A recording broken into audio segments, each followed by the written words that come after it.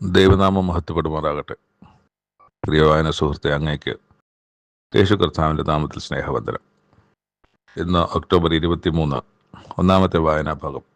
2 ദിനവൃത്താന്തം 18-19 അധ്യായങ്ങൾ.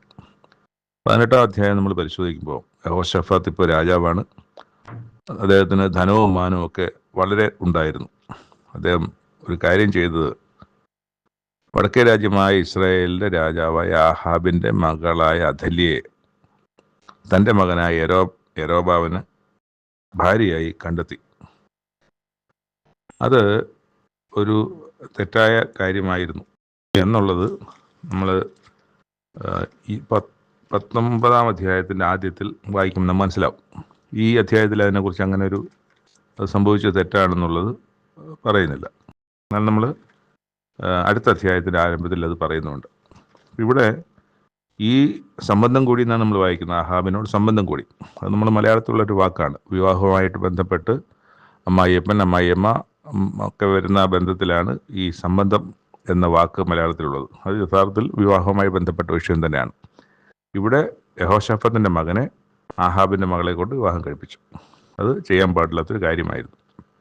അപ്പം അങ്ങനെ ഒരിക്കൽ ആഹാബിൻ്റെ കൊട്ടാരത്തിൽ യഹോശഫാത്ത് പോവുകയും അവിടെ വിരുന്നൊക്കെ പങ്കെടുക്കുന്ന സമയത്ത് ഈ ആഹാബ് യഹോശഫാത്തിനെ ചോദിച്ചു, നീ ഗിലിയാദിലെ രാമോത്തിലേക്ക് എൻ്റെ കൂടെ യുദ്ധത്തിന് വരുമോ എന്ന് ചോദിച്ചു. അപ്പം മറുപടി പറയാണ്, ഞാനും നീയും എൻ്റെ ജനവും നിൻ്റെ ജനവും ഒക്കെ ഒരുപോലല്ലേ, ഞങ്ങൾ നിന്നോട് യുദ്ധത്തിന് വരാമെന്ന് പറഞ്ഞു. എന്നിട്ട് ഈ ആഹാബ് അവിടെ 400 പ്രവാചകന്മാരുണ്ട്, അവരുടെ ദൈവത്തിൻ്റെ പ്രവാചകന്മാർ. അവരോട് അരുളപ്പാട് ചോദിച്ചു. അവരെല്ലാവരും ഒരേ സ്വരത്തിൽ പറഞ്ഞു, യുദ്ധത്തിന് പോകണം, അവരെ ആ രാജ്യത്തെ ദൈവം നിൻ്റെ കയ്യിൽ ഏൽപ്പിച്ചിരിക്കുന്നു എന്നാണ് പറയേണ്ടത്. എന്നാൽ യഹോശഫാത്ത് പറഞ്ഞു, ഇവിടെ യഹോവയുടെ പ്രവാചകന്മാരായിട്ട് ആരുമില്ലേ അവരോട് ചോദിക്കാൻ? ഒരുത്തനുണ്ട്, അവനെ പക്ഷേ എനിക്കിഷ്ടമല്ല എന്ന് ആഹാബ് പറഞ്ഞു. അവൻ ഇമ്ളയുടെ മകനായ മിഖായാവാണ്. മിഖായനെ കൂട്ടിക്കൊണ്ടുവരാൻ ആളെ അയച്ചു. അവന് എനിക്കിഷ്ടമുള്ള കാര്യങ്ങളല്ല എപ്പോഴും പറയുന്നത്. അത് അവൻ ദൈവത്തിൻ്റെ പക്ഷത്തു നിന്ന് പറയുന്നതുകൊണ്ട് ആഹാബിന് ഇഷ്ടമല്ല. പക്ഷേ വിളിച്ചുകൊണ്ട് വന്ന് ചോദിച്ചു എന്താണെന്ന്.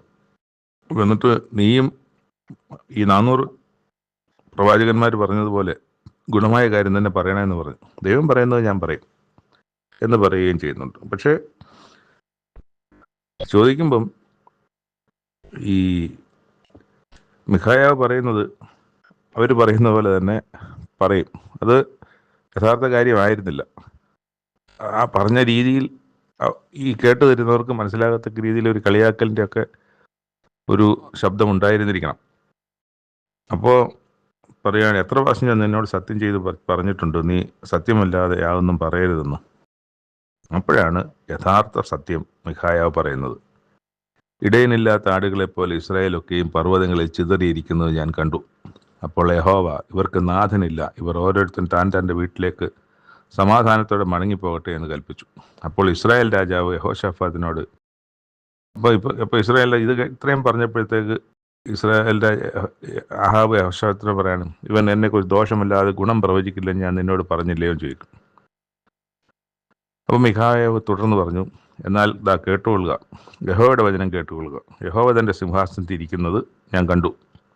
അപ്പോൾ അവിടെ ദൈവത്തിൻ്റെ ശബ്ദം കേട്ടത്, ഇസ്രായേൽ രാജാവ് ആഹാബ് ചെന്ന് ഗിലിയാദിലെ രാമോത്തിൽ പട്ടുപോകേണ്ടതിന്, നശിച്ചു പോകേണ്ടതിന് അവനെ ആർ വശീകരിക്കും എന്ന് ഉള്ള ദൈവത്തിൻ്റെ ചോദ്യം കേൾക്കുകയാണ്.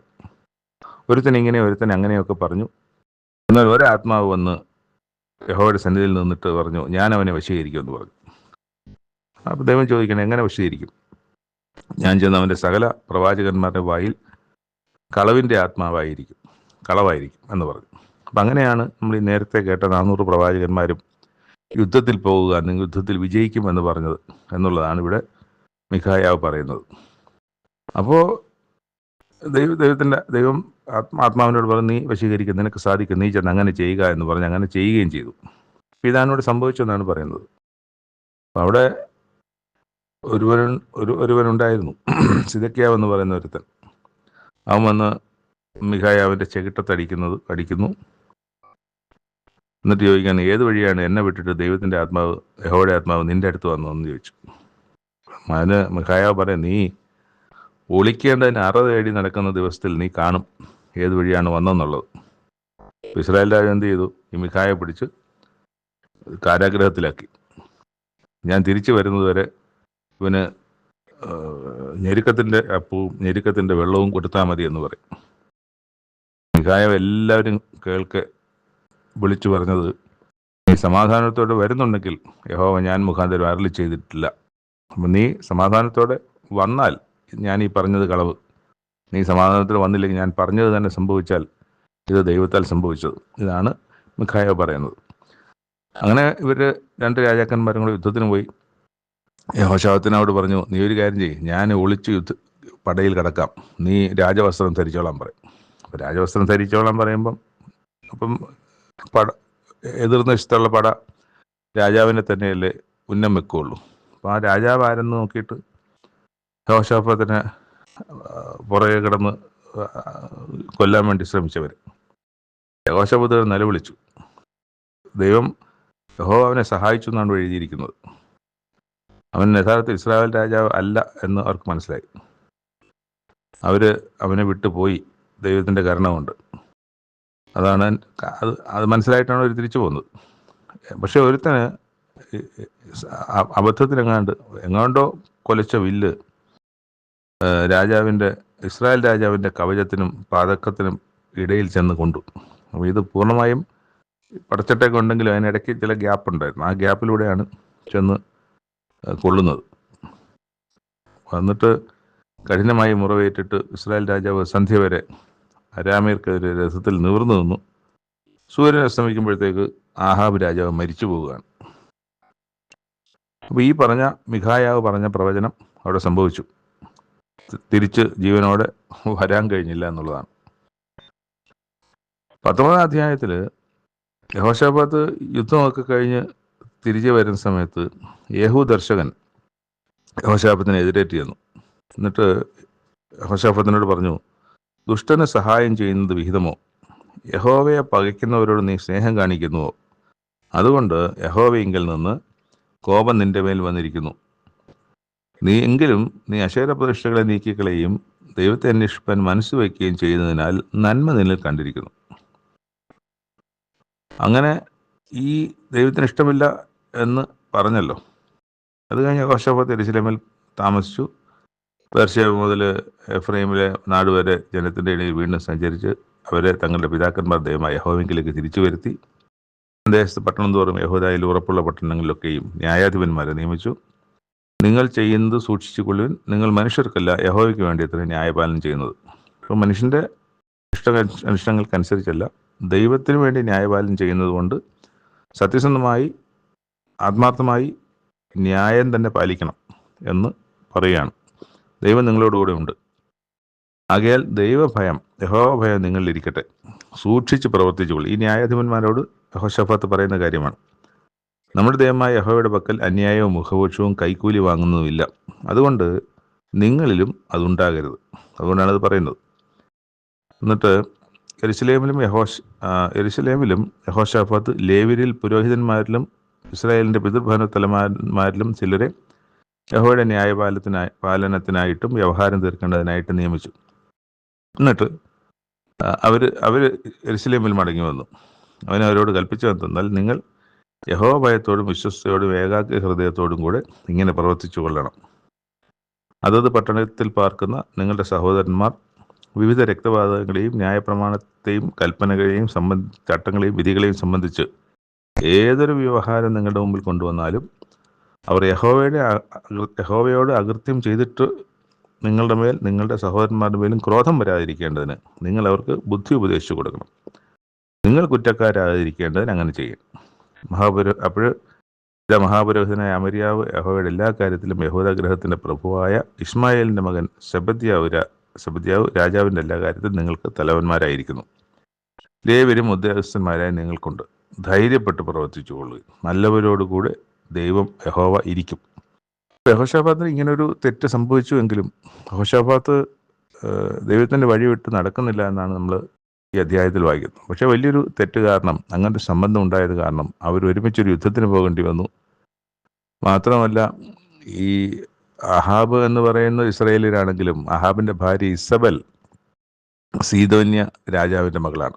അതുകൊണ്ട് തന്നെ ഇസ്രായേലിൻ്റെ ദൈവത്തെ സംബന്ധിച്ച് അവർക്ക് യാതൊരു ഇമ്പോർട്ടൻസും ഇല്ല. അവരുടെ ദൈവത്തെ സംബന്ധിച്ചാണ്. ഈ ആഹാബും ഇസ്രായേൽ ദൈവത്തെ വിട്ട് അവരുടെ ദൈവത്തിൻ്റെ പുറകെയാണ്. അപ്പോൾ അതുകൊണ്ട് ഏറ്റവും ക്രൂരയായ ഒരു സ്ത്രീയായിരുന്നു ഇസബേൽ. അവരോട് കൂടി ആഹാബും അതുപോലെ തന്നെയായി ഇസ്രായേലിലെ ഏറ്റവും വഷളത്വം പ്രവർത്തിച്ച ഒരു രാജാക്കന്മാരിൽ ഒരാളായി ആഹാബ് മാറുകയാണ്. അങ്ങനെയുള്ള ആഹാബിൻ്റെ മകളെയാണ് ഈ യഹോശാഫത്തിൻ്റെ മകനെ കൊണ്ട് കല്യാണം കഴിപ്പിക്കുന്നത്. അപ്പോൾ അതുകൊണ്ട് എന്ത് പറ്റും?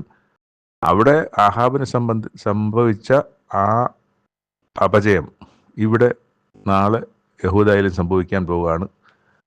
ഈ യഹൂദ രാജാവ് മറ്റ് അന്യജാതിക്കാരിയായ സ്ത്രീയെ വിവാഹം കഴിച്ചത് വഴി. അതാണ് നമ്മളുള്ള അധ്യായങ്ങളിലൊക്കെ കാണുന്നത്. ഇവിടെ യഹോശാഫാത്തിൻ്റെ പ്രവർത്തനങ്ങൾ ഇവിടെ തീർന്നിട്ടില്ല. നാളെയുള്ള അധ്യായത്തിലൊക്കെ നമുക്കത് വായിക്കും. ഇവിടെ ഈ 2 അധ്യായങ്ങളിലുള്ള കാര്യങ്ങളാണ് ഇവിടെ വിശദീകരിച്ചത്. അതിൻ്റെ പുറത്തു നിന്നും ചില കാര്യങ്ങൾ കൂടെ നമ്മൾ ഈ സമയം ഇവിടെ ആലോചിച്ചിട്ടുണ്ട്. രണ്ടാമത്തെ വായനാഭാഗം ദാനിയേൽ പ്രവാചകന്റെ പുസ്തകം 1-ാം അധ്യായം. ഇന്ന് നമ്മൾ പുതിയ പുസ്തകത്തിൻ്റെ വായന ആരംഭിക്കുകയാണ്. ദാനിയേൽ പ്രവചനം. ദൈവം എൻ്റെ ന്യായാധിപൻ എന്നാണ് ദാനിയേൽ എന്ന വാക്കിൻ്റെ അർത്ഥം. നമ്മൾ എസ്കേൽ 14:14, എസ്കേൽ 14:20, എസ്കേൽ 28:3-1 കൂടെ പരിശോധിക്കുന്ന നന്നായിരിക്കും. ഈ പ്രവചനം നമ്മൾ പരിശോധിക്കുമ്പോൾ ഇനി ഒരുപാട് രാജാക്കന്മാർ, ഒരുപാട് രാജവംശങ്ങൾ ഇവിടെ വരാനുണ്ട്. ഇത് കൽദേരാണ്. കൽദേർക്ക് ശേഷം മേദ്യരും പാഴ്സികളും ചേർന്ന ഒരു ഭരണക്രമം. അത് കഴിഞ്ഞ് പേർഷ്യൻസ് മാത്രമായിട്ട്, അത് കഴിഞ്ഞിട്ട് ഗ്രീക്ക്, അത് കഴിഞ്ഞിട്ട് ഗ്രീക്ക് വരെ. അതിനുശേഷമുള്ളത് ഇതിനകത്തില്ല. അപ്പം അലക്സാണ്ടർ ചക്രവർത്തി വരെയുള്ള പ്രവചനങ്ങൾ നമുക്കിവിടെ കാണാൻ കഴിയും. ശേഷം റോമൻസിൻ്റെ പ്രവചനം ഇതിനകത്ത് ഉണ്ടോയെന്ന് എനിക്ക് ഒരു ചെറിയ ഓർമ്മക്കുറവുണ്ട്. എന്നാലും അലക്സാണ്ടർ വരെയുള്ള പ്രവചനങ്ങൾ എന്തായാലും ഇതിനകത്തുണ്ട്. അത് കഴിഞ്ഞ് നമ്മളിതിൽ പുസ്തകത്തിലേക്ക് കടക്കുമ്പോൾ, ഈ പുസ്തകത്തിൽ യഹൂദ രാജാവ് യഹോയാക്കീമിൻ്റെ വാഴ്ചയുടെ 3-ാം ആണ്ടിൽ ബാബേൽ രാജാവായ നെബൂഖദ്നേസർ യെരുശലേമിലേക്ക് വന്നതിനെ നിരോധിച്ചു എന്നാണ്. ഇപ്പോൾ ഈ യഹോയാക്കീം എന്ന് പറഞ്ഞ രാജാവാകുന്നത് സ്വാഭാവികമായി രാജാവാകുന്നതല്ല. യോശിയാവ് എന്ന യഹൂദയിലെ ഏറ്റവും നല്ല രാജാവ്, ദൈവത്തിൻ്റെ പ്രസാദകരമായി ജീവിച്ച രാജാവ്, ആ രാജാവിന് ശേഷം അദ്ദേഹത്തിൻ്റെ മകൻ രാജാവായി, യഹോഹാസ് രാജാവായി. യഹോഹാസ് രാജാവായിരിക്കുമ്പോൾ മിസ്രയീം രാജാവായ ഫറവോൻ വന്ന് യഹോഹാസിനെ തോൽപ്പിക്കുകയും പിടിച്ചുകൊണ്ട് പോവുകയും, ഈ യഹോയാക്കീം എന്ന, നേരത്തെ അയാളുടെ പേര് എലിയാക്കീം എന്നാണ്, എലിയാക്കീമിന് പേര് മാറ്റി യഹോയാക്കീം എന്നാക്കിയിട്ട് യഹൂദയിൽ രാജാവാക്കിയിട്ട് പോകണം. അങ്ങനെയാണ് ഈ യഹോയാക്കീം രാജാവാകുന്നത്. യഹോവൻ രാജാവായി 3-ാമത്തെ വർഷമാണ് ഈ ബാബേൽ രാജാവ് നെബൂഖദ്നേസർ ഇവിടെ വരുന്നത്. അവിടെ ഒരു പ്രധാനമായൊരു കാര്യം എഴുതിയിരിക്കുന്നത്, കർത്താവ് ദൈവം യഹൂദ രാജാവായ യഹോയാക്കീമിനെയും ദൈവത്തിൻ്റെ ആലയങ്ങളിലെ പാത്രങ്ങളിൽ ചിലതിനെയും നെബൂഖദ്നേസർ രാജാവിൻ്റെ കയ്യിൽ ഏൽപ്പിച്ചു എന്നാണ്. അപ്പോൾ നെബൂഖദ്നേസറിൻ്റെ പേരിൻ്റെ അർത്ഥം നമ്മൾ മനസ്സിലാക്കേണ്ടത് നെബോ അതിർ സംരക്ഷിക്കട്ടെ എന്നാണ്. ഈ നെബൂഖദ്നേസർ എന്ന പേരിൽ നെബോ ഉണ്ട്, അവരുടെ ദൈവത്തിൻ്റെ പേരുണ്ട്. നെബൂഖദ്നേസർ എന്ന് പറയുന്നത് നെബോ എന്ന അവരുടെ ദൈവം, നെബോ അതിർ സംരക്ഷിക്കട്ടെ എന്നാണ്. ഇവിടെ ഈ യഹോയാക്കീമിനെയും ഉള്ള പാത്രങ്ങളെയൊക്കെ ഇവിടുന്ന് ശിനാർ ദേശത്ത്, അതായത് കൽദയ ദേശത്ത് കൊണ്ടുപോയി അവിടെ അടിമയാക്കി യഹോയാക്കീമിനെ. ഈ പാത്രങ്ങളൊക്കെ അവിടെ കൊണ്ടുപോയി അവരുടെ ദേവൻ്റെ ഇതിൽ സൂക്ഷിക്കുകയും ചെയ്തു. രാജാവ് ഷണ്ഡന്മാരിൽ പ്രധാനിയായ അശ്പസിനോടൊരു കാര്യം പറയുന്നുണ്ട്. ഇസ്രായേൽ മക്കളിൽ രാജസന്തതിയിൽ കുലീനന്മാരായിട്ടുള്ളവരും അംഗഭംഗമില്ലാത്തവരും സുന്ദരന്മാരും സകല ജ്ഞാനത്തിലും നിപുണന്മാരും അറിവിൽ സമർത്ഥന്മാരുമായ വിദ്യാജ്ഞാനികളും രാജധാനിയിൽ പരിചരിപ്പാൻ കൊള്ളാവുന്നവരുമായ ബാലന്മാരെ വരുത്തി അവരെ കൽദേയരുടെ നമ്മുടെ വിദ്യയും ഭാഷയൊക്കെ അഭ്യസിപ്പിച്ച് അവരെ രാജസന്നിധിയിൽ നിർത്താൻ വേണ്ടി അവരെ പരിശീലിപ്പിക്കാൻ പറയും. അവർ രാജഭോജനത്തിൽ നിന്നും താൻ കുടിക്കുന്ന വീഞ്ഞിൽ നിന്നും നിത്യവൃത്തിയും അവർ കൊടുക്കാൻ കൽപ്പിച്ചു. ഇങ്ങനെ അവരെ 3 വർഷം വളർത്തി. അപ്പം ആ കൂട്ടത്തിൽ ദാനിയേൽ, ഹനന്യാവ്, മിശായേൽ, അസര്യാവ് ഇവരുടെയൊക്കെയും പേരുകൾ മാറ്റിയിട്ടുണ്ട്. ഹനന്യാവ്, മിശായേൽ, അസര്യാവ് പറഞ്ഞാൽ നമുക്ക് പെട്ടെന്ന് പരിചിതമല്ല പേരുകൾ. ദാനിയേൽ എന്ന പേർ പരിചിതം. ദാനിയേലിന് ബെൽഷസർ എന്ന പേരിട്ടു. ബാക്കി 3 പേർക്കും ശദ്രക്ക്, മേശക്ക്, അബേദ്നെഗോ എന്ന് പേരിട്ടു. ഈ പേരുകൾ നമുക്കറിയാം. ദാനിയേലിൻ്റെ ബെൽഷസർ എന്ന പേര് നമുക്കറിയില്ല. പക്ഷെ അതുപോലെ തന്നെ ബാക്കി 3 പേരുടെയും ശരിയായിട്ടുള്ള പേര് നമുക്കറിയില്ല, അതിന് പരിചിതമല്ല, അറിയില്ലെന്നല്ല. പക്ഷേ ഇവർ ഒരു കാര്യം ചെയ്തത്, ഈ രാജാവിൻ്റെ ഭോജനമോ വീഞ്ഞോ ഒന്നും കൊണ്ട് തന്നെ അശുദ്ധമാക്കില്ല എന്ന് അവർ തീരുമാനിച്ചു. ഇത് ഷണ്ഡാധിപനോട് പറയുകയും ചെയ്തു. എന്നാൽ ഷണ്ഡാധിപന് ഇവരോട് ഒരു കരുണ തോന്നുകയും ചെയ്തു. ദൈവം കരുണ ചോദിച്ചു. പക്ഷേ ഷണ്ഡാധിപൻ ദാനിയേലിനോട് പറഞ്ഞു, നിങ്ങളുടെ ഭക്ഷണവും പാനീയവും നിയമിച്ചിട്ടില്ല. എൻ്റെ യജമാനായ രാജാവിന് ഞാൻ ഭയപ്പെടുന്നുണ്ട്. അവൻ നിങ്ങളുടെ മുഖം കാണുമ്പോൾ, നിങ്ങളുടെ സമപ്രായക്കാരായ മറ്റ് ബാലന്മാരെഴുതിന് ഒത്തുനോക്കുമ്പോൾ നിങ്ങൾ മെലിഞ്ഞു കണ്ടാൽ എൻ്റെ ജോലി അപകടത്തിലാവും. അതുകൊണ്ട് അങ്ങനത്തെ പ്രശ്നമുണ്ടെന്ന് പറയും. അപ്പോൾ ദാനിയേൽ പറയും, ഒരു 10 ദിവസം നിങ്ങൾ നോക്കൂ, ഞങ്ങളെ ഒന്ന് നോക്ക്. ഞങ്ങളെ ഈ ശാഖപദാർത്ഥം കഴിക്കുന്ന ശാഖപദാർത്ഥവും വെള്ളവും മാത്രം ഞങ്ങൾക്ക് മതി. 10 ദിവസം പരീക്ഷിച്ച് നോക്കിയിട്ട് നീ പറയുന്ന പോലെ ഞങ്ങൾക്ക് ക്ഷീണമുണ്ടെങ്കിൽ പിന്നെ നീ പറയുന്ന പോലെ ഞങ്ങൾ കേട്ടോളാം എന്ന് പറയും. അപ്പം അങ്ങനെ 10 ദിവസം നോക്കി. ഇവർ ശാഖപദാർത്ഥവും വെള്ളവും മാത്രമേ കഴിച്ചുള്ളൂ. 10 ദിവസം കഴിഞ്ഞ് നോക്കുമ്പം ഈ രാജഭോജനം വീഞ്ഞ് കഴിച്ച ബാലന്മാരുടെ മുഖത്തെക്കാളും ശോഭയും മാംസവും ഒക്കെ ഈ 4 പേർക്കുള്ളതായിട്ട് അവർ കണ്ടു. പിന്നെ അവർ അങ്ങനെ തന്നെ ആകട്ടെ എന്ന് വിചാരിച്ചിട്ട് അവർക്ക് പിന്നീട് ശാഖപദാർത്ഥം തന്നെ വെജിറ്റേറിയൻ ഫുഡ് എന്ന തരത്തിൽ അതിനെ കണ്ടാൽ മതി എന്നുള്ളതാണ് എൻ്റെ ആശയം. സാധാരണ അത്യാവശ്യം ജീവിച്ചു പോകാനുള്ള ആവശ്യങ്ങളുടെ ആഹാരം, ഇറച്ചിയോ അങ്ങനെയുള്ള സാധനങ്ങളില്ല, വീഞ്ഞില്ല, അതൊന്നും ഇല്ലാത്ത സാധാരണ ഭക്ഷണം. അത് അങ്ങനെയാണ്. അത് അവർക്ക് ശാഖപദാർത്ഥവും വെള്ളവും തന്നെ തുടർന്നും കൊടുത്താൽ മതി എന്ന് പറഞ്ഞു. പിന്നെ അവിടെ നടന്ന പഠനങ്ങളിൽ ഈ 4 ബാലന്മാർക്ക് ദൈവം സകല വിദ്യയിലും, ഈ 4 പേർക്കുണ്ട്, ദാനിയേലിന് മാത്രമല്ല, 4 പേരും മിടുക്കന്മാരായിരുന്നു. ദൈവം അവർക്ക് സകല വിദ്യയിൽ, ജ്ഞാനത്തിലും നിപുണതയും സാമർഥ്യവും കൊടുത്തു. ദാനിയേലിന് സ്പെഷ്യലായിട്ടുള്ളത് സ്വപ്നങ്ങളെ വ്യാഖ്യാനിക്കാൻ ഒരു കഴിവ് കൂടെ ദൈവം ദാനിയേലിന് കൊടുത്തിരുന്നു. ഇപ്പോൾ രാജസന്നിധിയിൽ കൊണ്ടുവരാൻ കൽപ്പിച്ചിരുന്നൊരു കാലമുണ്ട്. രാജാവിൻ്റെ മുമ്പിൽ ഇവർ ചെല്ലുന്ന സമയത്ത് എല്ലാവരോടും സംസാരിച്ചു, ഇവരോടും സംസാരിച്ചു. അപ്പോൾ ഇവരോട് സംസാരിച്ചപ്പോൾ ഇവരുടെ നാവിൽ നിന്ന് വന്ന ശ്രേഷ്ഠമായ ഉത്തരങ്ങൾ രാജാവിന് വളരെ സന്തോഷമായി. അവരെ പോലെ വേറെ അത്രയും യോഗ്യരായ ആരും ആ കൂട്ടത്തിൽ ഇല്ലായിരുന്നു എന്നുള്ളതാണ് വായിക്കുന്നത്. എന്നിട്ട് അവിടെ തന്നെ എഴുതിയിരിക്കുന്നത്, ജ്ഞാനവിവേക സംബന്ധമായി ചോദിച്ചതിലൊക്കെയും അവരെ രാജ്യത്തെല്ലായിടവുമുള്ള സകല മന്ത്രവാദികളിലും ആഭിചാരകന്മാരിലും 10 ഇരട്ടി വിശിഷ്ടന്മാരെന്ന് രാജാവ് കണ്ടു എന്നാണ്. അപ്പോൾ അത്ര വ്യത്യാസം ബാക്കിയുള്ള ഇസ്രായേൽ മക്കളെ കൊണ്ടുവന്ന് ബാലന്മാരെ വെച്ച് മാത്രമല്ല, ഈ കൽദയ ദേശത്തുള്ള വലിയ ജ്ഞാനികളും മന്ത്രവാദികളും ഒക്കെ ചെയ്യുന്ന വലിയ വലിയ മിടുക്കന്മാരായ ആൾക്കാരുണ്ട്, രാജാവിൻ്റെ ഇഷ്ടമുള്ള ആൾക്കാർ. അവരെക്കാളും 10 ഇരട്ടി യോഗ്യന്മാരാണ് ഇവരെന്ന്, വിശിഷ്ടരാണെന്ന് കണ്ടുവെന്നാണ്. അവസാനത്തെ വാക്യം നമ്മൾ വായിക്കുന്നത്, ദാനിയേൽ കോരശ് രാജാവിൻ്റെ 1-ാം ആണ്ട് വരെ ജീവിച്ചിരുന്നു. കോരശ് എന്ന് പറഞ്ഞാൽ സൈറസ് എന്ന് പറഞ്ഞ രാജ. ഇത് രാജവംശങ്ങൾ മാറി വരുന്നുണ്ടല്ലോ. അതിൽ സൈറസിൻ്റെ രാജാവിൻ്റെ 1-ാമത്തെ വർഷം വരെ ദാനിയേൽ ജീവിച്ചിരുന്നു. ദാനിയേലിൻ്റെ സേവനം ആ രാജ്യത്തിൽ ഓരോ രാജാക്കന്മാർ മാറി വരുമ്പോൾ, അല്ലെങ്കിൽ ഈ രാജവംശങ്ങൾ മാറി വരുമ്പോഴും ദാനിയേലിൻ്റെ സേവനം അവർക്ക് കിട്ടിക്കൊണ്ടേയിരുന്നു എന്നുള്ളതാണ്. അപ്പം ഈ നെബൂഖദ്നേസർ മാറിയപ്പോൾ ദാനിയേലിനെ ഒന്നും മാറ്റിയിട്ടില്ല. അവർ പിന്നെയും പുതിയ പുതിയ രാജവംശങ്ങളിലൊക്കെ തുടർന്നു പോകുന്നതാണ് നമ്മൾ കാണുന്നത്. അങ്ങനെ ഇവിടെ 1-ാമത്തെ അധ്യായം അവസാനിക്കുകയാണ്. 3-ാമത്തെ വായനാഭാഗം യോഹന്നാൻ എഴുതിയ സുവിശേഷം 19-ാം അധ്യായം. യേശു ഇന്ന് പീലാത്തോസിൻ്റെ ന്യായാസനത്തിൻ്റെ മുമ്പിൽ നിൽക്കുകയാണ്. പീലാത്തോസ് തന്നെയാണ് ന്യായം വിധിക്കേണ്ടത്. അവിടുത്തെ ആ പ്രവിശ്യയുടെ രാജാവ് തന്നെ, യഹൂദ പ്രവിശ്യയുടെ രാജാവ് തന്നെയാണ് യെരുശലേമൊക്കെ ഉൾപ്പെടുന്ന ആ പ്രദേശത്തിൻ്റെ. പീലാത്തോസ് ചെയ്യുന്ന വലിയൊരു കുറ്റമാണ്. പീലാത്തോസ് ക്രൂശിക്കാൻ ഏൽപ്പിക്കുകയാണ്. പീലാത്തോസ് 1, 2, 3 പ്രാവശ്യം പറയുന്നുണ്ട്, ഞാൻ അവൻ്റെ ഒരു കുറ്റവും കാണുന്നില്ല എന്ന്.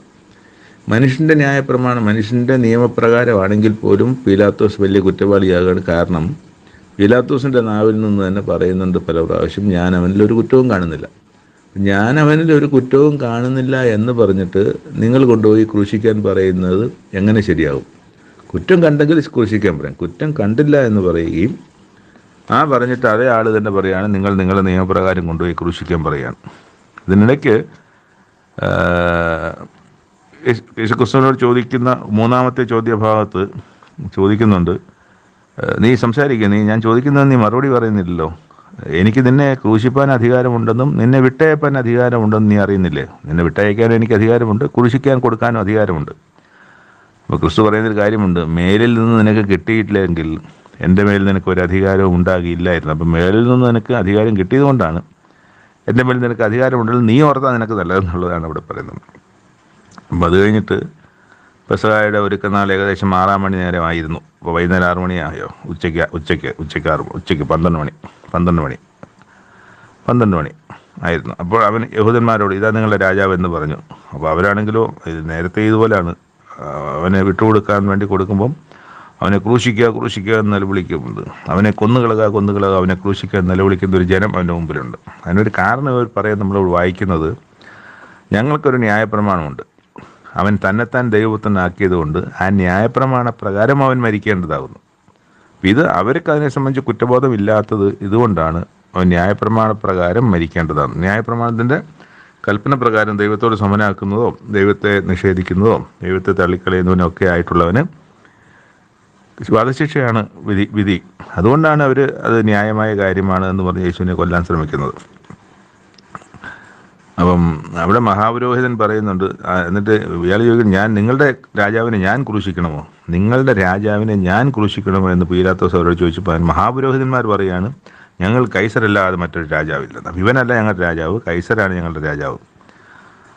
അപ്പോൾ പിന്നെ ഇനി വേറൊന്നുമില്ല, കൈസരെ അഭയം പ്രാപിക്കുന്ന പോലെയുള്ളൊരു സ്റ്റേറ്റ്മെൻറ്റാണ് അവിടെ ലഭിക്കുന്നത്. കൈസരാണ് ഞങ്ങൾക്ക് രാജാവ്, ഇവൻ ഞങ്ങൾക്ക് രാജാവല്ല. ശരി, അങ്ങനെ അവരെ കൈ വിട്ടുകൊടുക്കുകയാണ് അതിന് വേണ്ടിയിട്ട്. അവർ യേശുവിനെ കയ്യേറ്റു. അവൻ താൻ തന്നെ ക്രൂശിനെ ചുമന്നുകൊണ്ട് എബ്രായ ഭാഷയിൽ ഗൊൽഗഥ എന്ന പേരുള്ള തലയോട് എന്ന സ്ഥലത്തേക്ക് പോയി. ക്രിസ്തു തന്നെ ക്രൂശി വന്നു. ചുരുക്കമായിട്ട് അവിടെ എഴുതിയിരിക്കുകയാണ്, അവിടെ അവനെ 2 ആളുകളുടെ അപ്പുറയും ഇപ്പുറയുമായിട്ട് 2 ആളുകൾ നമുക്കറിയാം, അവർ തെറ്റിനാൽ പിടിക്കപ്പെട്ടവരാണ്, കുറ്റവാളികളായ 2 പേരുടെ നടുക്ക് യേശുക്രിസ്തുവിനെ കുരിശിൽ തറച്ചുവെന്ന് ചുരുക്കമായി അങ്ങ് എഴുതിയിരിക്കുകയാണ്. പക്ഷേ നമ്മുടെ മറ്റ് പുസ്തകങ്ങളൊക്കെ വായിക്കും, വിശദമായ ഗോൽഗഥയിലേക്ക് പോകുന്നതും കുറേനക്കാരനായ ശീമോൻ വരുമ്പോൾ യേശുക്രിസ്തുവിനെ കുരിശ് വഹിക്കാൻ വയ്യാതിരിക്കുമ്പോൾ അയാളെ കൊണ്ട് കുരിശ് ചുമപ്പിക്കുകയും ചാട്ടവാടിക്കുന്നതും അങ്ങനെയുള്ള കാര്യങ്ങളൊക്കെ നമുക്ക് വേറെ സുവിശേഷത്തിൽ വായിക്കാൻ പറ്റും. ഇവിടെ ഇത് ചുരുക്കമായി എഴുതി, എന്നിട്ട് അതിൻ്റെ മേലൊരു മേലെഴുത്തം വെച്ചു. ഒരു മേലെഴുത്ത് നമുക്കറിയാമല്ലോ, ഞാൻ യഹൂദന്മാർ രാജാവ് എന്നൊരു മേലെഴുത്തും അവിടെ വെച്ചു മേളിൽ. അപ്പം എന്നിട്ട് അവിടെ പുരോഹിതന്മാർ പീലാത്തോസിനോട്, യഹൂദന്മാർ രാജാവ് എന്നല്ല എഴുതേണ്ടത്, ഞാൻ യഹൂദന്മാർ രാജാവ് എന്ന് അവൻ പറഞ്ഞു എന്ന് എഴുതണമെന്ന്. അപ്പോൾ പീലാത്തോസ് പറഞ്ഞു, ഞാൻ എഴുതി അതങ്ങനെ തന്നെ ഇരിക്കട്ടെ. എന്താണെന്നറിയാമോ, ഞാൻ യഹൂദന്മാർ രാജാവ് എന്നാണ് തലയുടെ മേളിൽ INRI എന്നൊക്കെ നമ്മൾ കാണുന്നില്ല, യഹൂദന്മാർ രാജാവ് എന്നാണ് എഴുതിയത്. അപ്പം പൗരപുരോഹിതൻ, അയ്യോ അങ്ങനല്ല എഴുതേണ്ടത്, ഞാൻ യഹൂദന്മാർ രാജാവ് എന്ന് പറഞ്ഞു എന്ന് എഴുതാൻ പറഞ്ഞു. അങ്ങനെ പക്ഷേ അത് പീലാത്തോസ് പറഞ്ഞു, ഞാൻ എഴുതി ഇനി അത് മാറ്റാൻ പോകുന്നില്ല എന്ന് പറഞ്ഞു. ഉടനെ പിന്നെ ക്രൂശിന് ശേഷം അവൻ്റെ വസ്ത്രം എടുത്തു, ഓരോ പടയാളിക്കും ഓരോ പങ്കായി 4 പങ്കാക്കി. അങ്കിയും എടുത്തു. അങ്കി തുന്നലില്ലാതെ മേൽത്തൊട്ടടിയോളം ഒറ്റ നെയ്ത്തായിരുന്നു, ഒറ്റ തുണിയായിരുന്നു. അപ്പോൾ അത് കീറരുത്, ആർക്ക് വരുമെന്ന് ചീട്ടിടാം, അങ്ങനെ ചീട്ടെടുത്തു. അപ്പോൾ അവിടെ ഒരു പ്രവചനമാണ് നിവൃത്തിയാകുന്നത്, എൻ്റെ വസ്ത്രം അവർ പകുത്തെടുത്ത് എൻ്റെ അങ്കിക്കായി ചീട്ടിട്ടു എന്നുള്ള തിരുവെഴുത്ത് അങ്ങനെ നിവൃത്തിയായി എന്നാണ് നമ്മൾ വായിക്കുന്നത്. അപ്പോൾ അങ്ങനൊരു പ്രവചനം ഉണ്ടായിരുന്നു, ആ പ്രവചനം ഇവിടെ നിവർത്തുകയാണ്. പിന്നെ കാണുന്നത് യേശുക്രിസ്തുവിൻ്റെ അമ്മയും അമ്മയുടെ സഹോദരിയും ക്ലയോപ്പാവിൻ്റെ ഭാര്യ മറിയയും മഗ്ദലനക്കാരത്തെ മറിയയും ഒക്കെ ഇത് കണ്ടുകൊണ്ട് നിന്നിരുന്നു. അപ്പോൾ യേശു തൻ്റെ അമ്മയെയും താൻ സ്നേഹിച്ച ശിഷ്യനും നിൽക്കുന്നത് കണ്ടിട്ട്, സ്ത്രീയെ ഇതാ നിൻ്റെ മകനെന്ന് പറഞ്ഞ് യോഹന്നാനെ ഏൽപ്പിക്കുകയാണ്. എന്നിട്ട് തിരിച്ചു പറഞ്ഞു ശിഷ്യനോടും പറഞ്ഞു ഇതാ നിൻ്റെ അമ്മ. അപ്പോൾ ഒരു അമ്മയ്ക്ക് വേണ്ട കാര്യങ്ങളൊക്കെ നീ ചെയ്തു കൊടുക്കണം എന്ന് തൻ്റെ മാതാവിനെ യോഹന്നാനെ ഏൽപ്പിക്കുന്ന, യോഹന്നാൻ ഈ പുസ്തകം എഴുതിയ യോഹന്നാൻ തന്നെയാണ്, ശിഷ്യനായ യോഹന്നാൻ. ആ യോഹന്നാൻ്റെ കയ്യിലേക്ക് അമ്മയെ ഏൽപ്പിക്കുന്നു. അമ്മയോട് പറയുന്നു ഇതാ നിൻ്റെ മകൻ എന്ന് പറഞ്ഞിട്ട് ആ നാഴിക മുതൽ ആ ശിഷ്യൻ അവളെ വീട്ടിൽ കൈക്കൊണ്ട്, അമ്മ എന്ന നിലയ്ക്ക് യേശുവിൻ്റെ അമ്മയെ വീട്ടിൽ കൈക്കൊണ്ട് നമ്മൾ വായിക്കുന്നത്. പിന്നെ നമ്മൾ കാണുന്നത് യേശു പുളിച്ച വീഞ്ഞ് കുടിച്ചു. അപ്പം ദാഹിക്കുന്നു എന്ന് പറഞ്ഞപ്പം ഈ അതിന് വിനീഗർ എന്നാണ് പറയുന്നത്, വിനീഗർ, അതായത് പുളിച്ച ആ വീഞ്ഞ് അത് കൊടുത്ത് അതങ്ങോട്ട് വായിലോട്ട് വെച്ച് കൊടുത്തു. കുടിച്ചോ കുടിച്ചില്ലയോ എന്തായാലും അത് കുടിക്കാൻ കൊള്ളുന്നതായിരുന്നില്ല, അരുചിയായിരുന്നത്. തലയാഴ്ച ആത്മാവിനെ ഏൽപ്പിച്ചു കൊടുത്തു. നമ്മളവിടെ ഒരു കാര്യം ഒരുപാട് കാര്യങ്ങൾ ഇതിലും ഈ അധ്യായത്തിൽ മിസ്സിംഗ് ഉണ്ട്. മിസ്സിംഗ് എന്ന് പറയുന്നത് യോഹന്നാൻ അങ്ങനെ മതി എന്ന് വിചാരിച്ചിട്ടുണ്ടാവും എഴുത്തിൽ. അവിടെ പറയുന്നുണ്ട് ഏലി ഏലി ലമ്മ ശബക്താനി എന്നൊക്കെ ദൈവമേ ദൈവമേ എൻ്റെ ദൈവമേ എൻ്റെ ദൈവമേ എന്നെ കൈവിട്ടതെന്നൊക്കെ പറയുന്ന ഭാഗങ്ങളുണ്ട്. അപ്പോൾ അങ്ങനെ ചില കാര്യങ്ങളൊക്കെ ഇവിടെ സംഭവങ്ങൾ പലതും ഇവിടെ ഒഴിവാക്കിക്കൊണ്ടാണ് യോഹന്നാൻ ഈ സുവിശേഷത്തിൽ ഈ ഭാഗങ്ങളൊക്കെ എഴുതിയിട്ടുള്ളത്. എന്നിട്ട് അവൻ മരിച്ചുപോയി എന്ന് കാണുകയാൽ അവൻ്റെ കാലൊടിച്ചില്ല. അപ്പോൾ കാലൊടിക്കുന്ന ഒരു പരിപാടിയുണ്ട്. അപ്പോൾ അവിടെ മരിച്ചില്ല എങ്കിൽ കാലൊടിക്കും, എന്നിട്ട് മരിക്കും, അങ്ങനെയൊക്കെയാണ്. ഇപ്പം ഇവിടെ യേശുക്രിസ്തുവിനെ സംബന്ധിച്ച് അവൻ്റെ എല്ലൊന്നും ഒടിഞ്ഞിരുന്നില്ല എന്നുള്ള ആ ഒരു പ്രവചനവും ഇങ്ങനെ അവൻ്റെ കാലൊടിക്കാത്തതിനാൽ നിവൃത്തിയാകുകയും കൂടെയാണ്. എന്നിട്ട് അപ്പം യേശുക്രിസ്തുവിൻ്റെ മരിച്ചോന്നറിയാൻ വേണ്ടി അവൻ്റെ വിലാപ്പുറത്തൊരു കുന്തം കൊണ്ട് കുത്തി. ഉടനെ വെള്ളവും രക്തവും എല്ലാം വീണു. ഇത് കണ്ടവൻ, അതായത് ഈ യോഹന്നാൻ തന്നെയാണ് ഇത് എഴുതിയിരിക്കുന്നത്. 35-ാമത്തെ വാക്യത്തിൽ ഇത് കണ്ടവൻ സാക്ഷ്യം പറഞ്ഞിരിക്കുന്നു, അവൻ്റെ സാക്ഷ്യം സത്യമാകുന്നു, നിങ്ങളും വിശ്വസിക്കേണ്ടതിന് താൻ സത്യം പറയുന്നു എന്ന് അവൻ അറിയുന്നു. ഇത് കണ്ടത് യോഹന്നാൻ സാക്ഷ്യമായി എഴുതിയിരിക്കുന്നത് എന്ന് പറഞ്ഞിരിക്കുന്നത് യോഹന്നാനെ കുറിച്ച് തന്നെയാണ് ഇവിടെ എഴുതിയിരിക്കുന്നത്. എന്നിട്ട് പറയുന്നത് ഞാൻ നേരത്തെ പറഞ്ഞ അവൻ്റെ ഒരു അസ്ഥിയും ഒടിഞ്ഞു പോകുകയില്ല എന്നുള്ള തിരുവെഴുത്ത് നിവൃത്തിയാകേണ്ടതിന് സംഭവിച്ചു. ഇനി മറ്റൊരു തിരുവെഴുത്തുണ്ട്, അത് അവർ കുത്തിയവെങ്കിലേക്ക് അവൻ നോക്കും എന്ന മറ്റൊരു തിരുവെഴുത്തും പറയുന്നു. ആ തിരുവെഴുത്ത് എന്ന് പറയുന്നത് ഇതുവരെ നടന്നിട്ടില്ല. ഈ കുത്തിയവെങ്കിലേക്ക് നോക്കും, ആര്? യഹൂദർ കുത്തിയവെങ്കിലേക്ക് നോക്കും എന്ന് പറയുന്ന ഒരു പ്രവചനവുമുണ്ട്. അത് നിവൃത്തിയാകാനുള്ള ഇതുവരെ നിവൃത്തിയായിട്ടില്ല. ഇവിടെ അവൻ്റെ ഒരു അസ്ഥി ഒടിഞ്ഞു പോകുകയില്ല എന്നുള്ള തിരുവെഴുത്ത് നിവൃത്തിയായി. എന്നാൽ അവൻ കുത്തിയവെങ്കിലേക്ക് നോക്കും എന്നുള്ള പ്രവചനം ഇനിയും നടക്കാനിരിക്കുന്നതേ ഉള്ളൂ.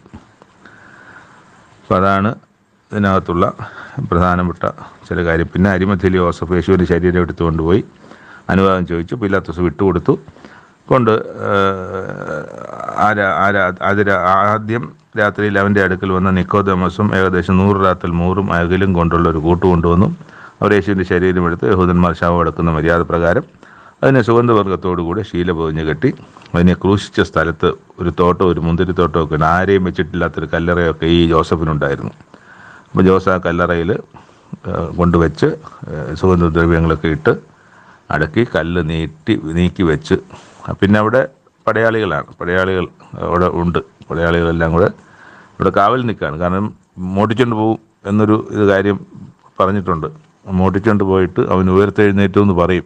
അപ്പോൾ ഇപ്പോൾ സംഭവിച്ചതിനേക്കാളും വലിയ ചതിവായിരിക്കും പിന്നെ പറ്റാൻ പോകുന്നത്. അതുകൊണ്ട് ഇതൊക്കെ ഒന്ന് ബലപ്പിക്കണമെന്ന് പറഞ്ഞാൽ നിങ്ങൾ ആവശ്യമുള്ള കടയാളികളെ കൊണ്ടുപോയി ചെയ്തോളാനും. അതൊന്നും നമുക്ക് ഇതിനകത്തില്ല. അതുകൊണ്ടാണ് ഞാനിത് പറയുന്നത്. അപ്പം ഓരോ എഴുത്തുകാർ അവരുടെ എഴുതേണ്ട രീതിയിൽ എഴുതി, അവരുടെ രീതി എഴുതേണ്ടതെന്ന് മാത്രമല്ല, ദൈവം അവർക്ക് എങ്ങനെയാണോ എഴുതാൻ പ്രേരിപ്പിച്ചത് അത് പ്രകാരം എഴുതി. അല്ലെങ്കിൽ 4 സുവിശേഷത്തിൻ്റെ ആവശ്യമില്ല, ഒരു സുവിശേഷം പോരെ. അപ്പോൾ 4 ഉൽപ്പത്തി ഇല്ലല്ലോ, 4 ആവർത്തന പുസ്തകമില്ലല്ലോ. അപ്പോൾ എല്ലാം ഒന്ന് മതി. പക്ഷേ ഇവിടെ ദൈവം ഇതിനെ ഉറപ്പിക്കാൻ 4 പേര് സാക്ഷ്യപ്പെടുത്തിയിരിക്കുകയാണ്. യേശുക്രിസ്തുവിൻ്റെ ജീവിതവും യേശുക്രിസ്തുവിൻ്റെ മരണവും മറ്റു കാര്യങ്ങളെല്ലാം, യേശുക്രിസ്തുവിനെ സംബന്ധിക്കുന്ന കാര്യങ്ങൾ എഴുതാൻ 4 പേരെ ദൈവം ചുമതലപ്പെടുത്തിയതാണ്. അങ്ങനെയാണ് നമ്മളതിനെ കണ്ടതും കാണുന്നതും കാണേണ്ടതും. അപ്പോൾ 3-ാമത്തെ വായനാഭാഗം ഇവിടെ സമാപിക്കുന്നു. പുതിയ നല്ല കാര്യങ്ങളിലൂടെ കൂടുതൽ അറിവിലേക്കൊക്കെയും നമുക്ക് പോകാൻ കഴിഞ്ഞു. വായന ഒഴിവാക്കിക്കൊണ്ട് ഇത് ചെയ്യാൻ ശ്രമിക്കരുത്. ഈ പറഞ്ഞ 3 വായനാ ഭാഗങ്ങളും വായിച്ചുകൊണ്ട് മാത്രമേ, ഇത് കേട്ടാലേ അതിനൊരു പൂർണ്ണത വരുള്ളൂ. വായന ഒഴിവാക്കിക്കൊണ്ട് ഇത് മാത്രം കേൾക്കുന്ന ഒരു രീതിയിലേക്ക് പോകരുതെന്ന് പ്രത്യേകമായിട്ട് അപേക്ഷിക്കുകയാണ്. നന്ദി. ദൈവം നമ്മളെ ഏവരെയും തൻ്റെ തിരുക്കരങ്ങളിൽ കാത്ത് പരിപാലിക്കുമാറാകട്ടെ, സൂക്ഷിക്കുമാറാകട്ടെ. Thank you.